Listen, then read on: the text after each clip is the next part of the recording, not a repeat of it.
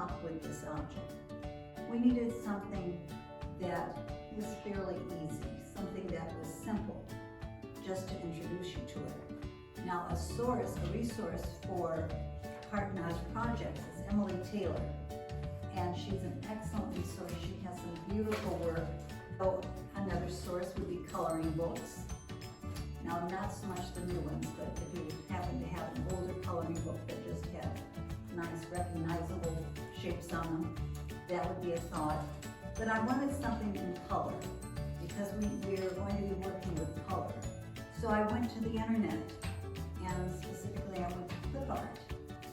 And clip art is there for you to use as you want to pull it out and apply it to whatever you're working on. And I specifically said flowers, and this little tulip came up.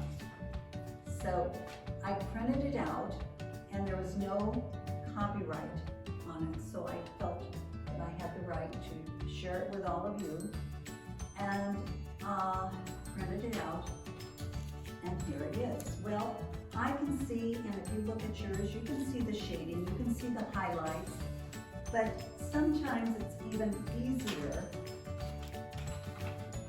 if you then print it out in black and white. Then the shading really starts to show up.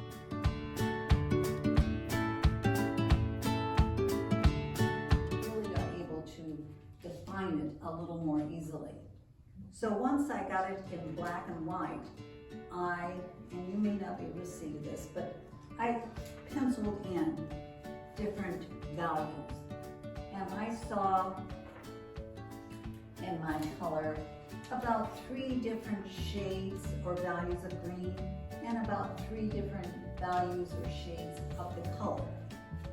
So working from that premise, 1, 2, and 3, 1 being the lightest, 3 being the darkest, I then, for my black and white, traced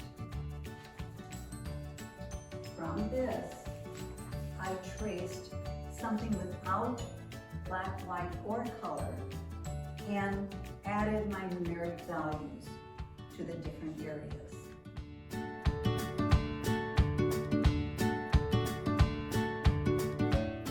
So now I know where I'm heading. I have my roadmap, but it isn't the size I wanted. I really wanted something that you weren't going to struggle with small pieces or a lot of intricate pieces.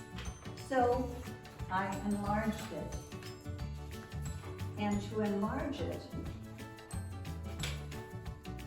I trimmed it down to where I'm only looking at my object. I didn't want all this white paper around the edge. I don't need to enlarge that.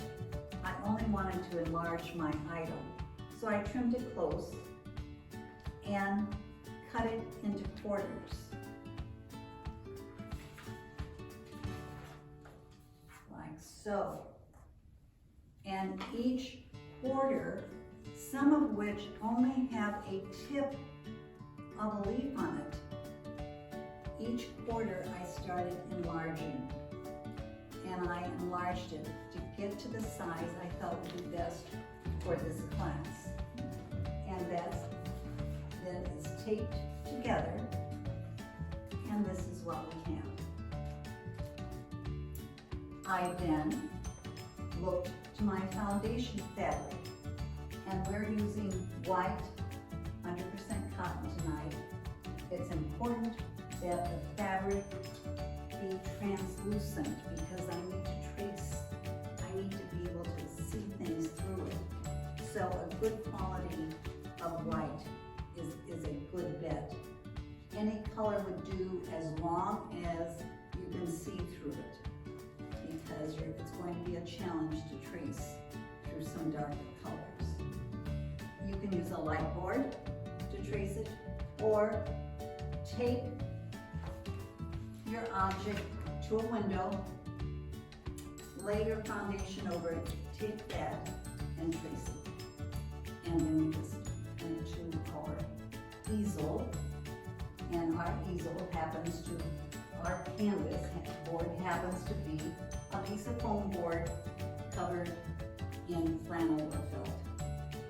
And we're all set to go. Our canvas is now ready. To start creating our palette, instead of the paints, we're using fabric. We're going to use 100% cotton. And we're going to use 100% cotton because cotton is a friendly fabric. Cotton doesn't require any special handling. It isn't delicate. It doesn't say, don't mistreat me. Cotton you can do anything with and it's going to be your friend. But even more importantly, there is no limit to the color nor the design that is available in cotton. I know there is not an end. So our range of choices is so broad that it's almost frightening. So we stay with cotton.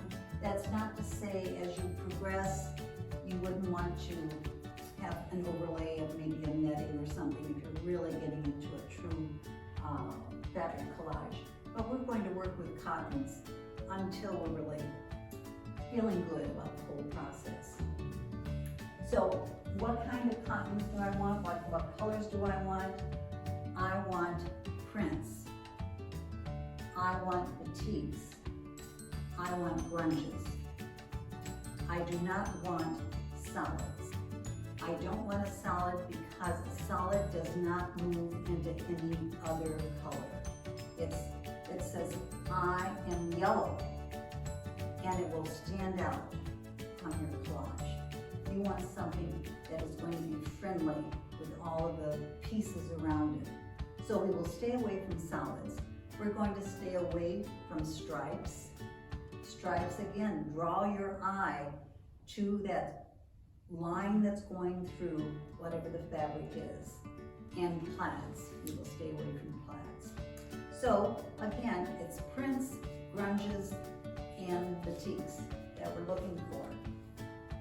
And what we're looking for in those categories is as broad a range of color as we can get. We don't need a lot of anything, but we do need a lot of little bits of a wide range. Such as when I was talking about pumpkins. I probably didn't have more than a fatty of any of that, but boy did I need a lot of them. Same with your greens. If you've been in, you're going to want to pick up every green you can find because green is in almost every collage in some way or another.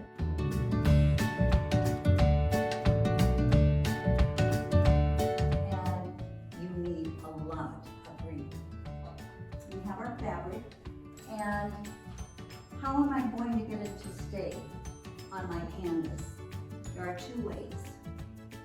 We can glue it, or we can use light, easy Steam-A-Seam tube. If we choose to glue it, which is the least expensive way of going, and perhaps the fastest getting started, what you would do is you would cut out your piece of fabric and you would put it on your easel and pin it in place. And then I would do my next piece and pin that in place and continue in that manner until I had maybe this whole leaf done and I was pleased with it. Yep, that feels good. I'm happy. Then I will remove each piece one by one, put a layer of glue around that piece and put it back where I got it. I have, and you can use Elmer's glue all, you can use Eileen's, you can use anything that is acid free and will dry clear. I did my very first one with glue, and I have never done one that way since. So tonight we're going to use the other way. I maybe saved time on the front end, but on the back end, taking each piece, putting the glue on, and then trying to work it around whatever else is around it. So, what we're doing tonight is using light, easy steam tube. So it is, it's an investment, and it's all everyone's personal preference, but this is what we'll be doing. And if you look at one of your pieces, you can see my technique. And my technique is to take the light steam tube and I put it in quarters. So this is 1/4 of a full sheet, which is 9 by 12. And peeling off one of the papers, just laying this fabric on it and preparing it for a light iron, a light steam. By light, I'm talking 2 seconds, just enough to let it start adhering. And that will then go into my purple drawer or my purple stash, and it's ready. And that's more than enough. That's more than enough of this particular purple. My process is, if I have bought this fat quarter, and when I picked this up, I should have gotten this today. I really like this, because this is a good fat quarter. But I would, unless I have a specific destination for this fat quarter, and I think a lot of us are prone to sometimes pick up something and not know what we're going to do with it.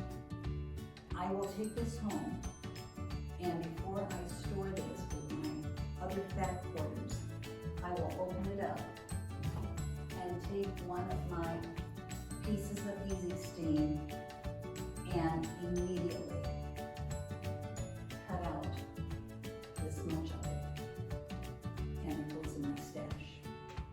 So it will be ready when I need a red or a blue or a green. In fact, that would be a nice leaf to cut out. So that's just my process. You will pick up your own. That feels good to you, but that's how I started building and continue to build my stash. So when we have our fabric prepared, and we have to decide what color is it. Well, we can look at this, and I'm going to call it purple. You might call it lavender. It doesn't matter what name you give it, and that's all we can say about it. It's purple or lavender or this color. We don't know if it's light, dark, or medium because it's by itself. But as soon as I put something next to it, it begins to have some value.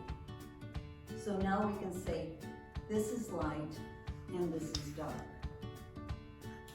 And if I add still another, that which was dark is now medium, and on down the range. So that is what we're talking about tonight, is we're talking about values of color.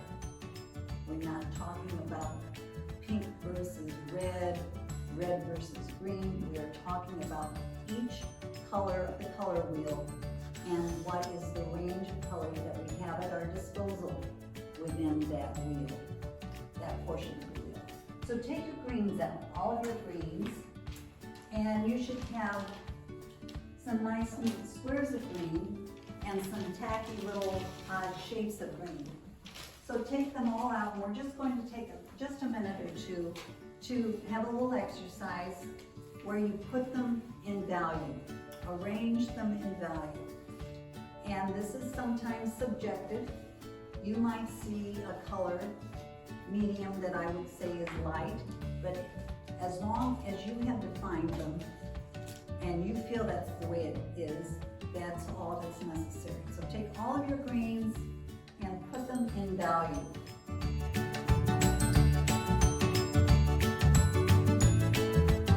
Working on a serious project. Once you have them in a row, get out your phone, take a photo of them in black and white, and that sometimes will help you say, oh no, that one really needs to be one or two before.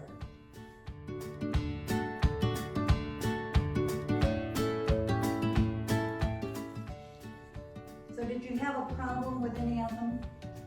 The one I had a problem with was this. When we look at our color wheel, we see green. All of the colors are friendly colors. None of them are standalone colors. They like their neighbors.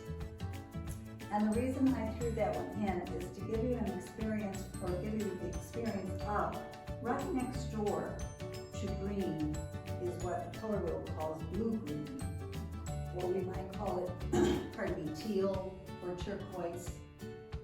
It's a neighbor, and it's okay. But look, it's really yellow-green. It's a neighbor, but we put it with our greens. So it's okay to stretch. That's the whole point. Look at what might be a neighbor. Look what might go with green. Does it have a little bit of green in it? Then that's going to add a real spice to your piece. Well, now I have to start cutting. And how am I going to cut? First of all, I'm not going to cut unless I really have to. Anything any smaller than my thumbnail. Nor am I going to cut anything, and it depends upon, let me preface this. If I were working on a huge piece, then that's going to determine what my boundaries might be. But the average piece that you're looking at here, thumbnail and the small center part of your palm, those are the sizes that we're going to stay within. Are there exceptions? Yes, but that's a rule of thumb. So, okay, I have my green, and I've decided I'm going to start here, number 3 of my leaf, and I'm going to work on that dark shadow area. And what am I going to do? Well, I'm not going to cut off just a little tidbit. I'm going to cut off a piece, and it's called auditioning. And okay, where might, that might go right there. So I will then peel off the backing. Sometimes it doesn't want to peel. If it doesn't want to peel, I will take a pen and just score it lightly, and it will peel right off. And once I do that, well, gee, I'm going to need to trim this point right here. But once I trim that, and this is what your little plastic containers is for. And once I do that, oh yeah, that's gonna work there. Now this is a pretty good sized piece. But keeping in mind, everything that we put on here is going to be overlapped by a generous 1/8 of an inch. And why do we overlap? We overlap because as you have this finished and you've steamed it, and you're going to be stretching it in some manner, making it more taut, you don't want it to separate where you see white fabric. So I'm going to overlap. So maybe I will overlap with this piece, and I will just continue to build. The lines you see on the foundation are just suggestions, not carved in stone. So where I'm looking at this 3, I may overlap down into something else, and that's okay. You may, in fact, I might end up having it outside my line. As long as I continue that, that's okay. It's okay. The only thing you can't do is stay within an outside line. We don't want our pencil line to show when we're all finished.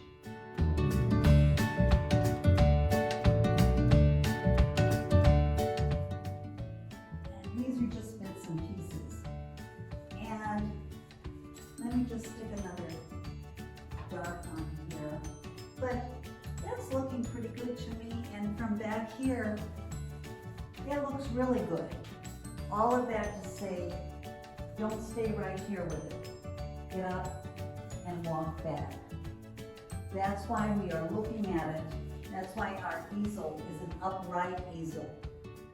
If we had it down on a surface, we could only get as far away as we are tall. If you look at the stem, we have a very narrow 3.